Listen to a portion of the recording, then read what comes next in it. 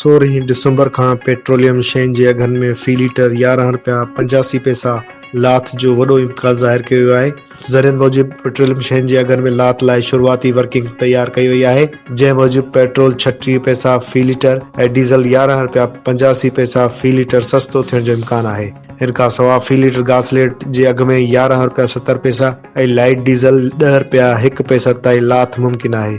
तजवीज़ कयल लाथ खां पोइ पेट्रोल जी नई क़ीमत ₹263.09 ऐं हाई स्पीड डीज़ल जी नई क़ीमत ₹267.80 फ़ी लीटर थियण जा इम्कान आहिनि। ओघरा 15 दिसंबर ते पेट्रोलियम शयुनि जे अघनि बाबति वर्किंग मोकिलींदो ऐं वज़ीर आज़म जी मंज़ूरी खां पोइ पेट्रोलियम डिवीज़न नवां अघनि जो ऐलान कंदी। असां हिकु भेरो ॿीहर ॿुधाईंदा हलूं त 16 दिसंबर खां पेट्रोलियम शयुनि जे अघनि में फ़ी लीटर ₹11.85 लाथ जो इम्कान आहे।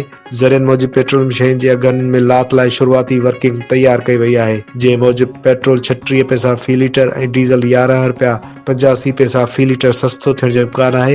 हिन खां पोइ फ़ी लीटर गासलेट जे अघ में ₹11.70 ऐं लाइट डीज़ल ₹10.01 ताईं लाथ मुमकिन आहे। तजवीज़ कयल लाथ खां पोइ पेट्रोल जी नई क़ीमत ₹263.09 ऐं हाई स्पीड डीज़ल जी नई क़ीमत ₹267.80 फ़ी लीटर थी वेंदी।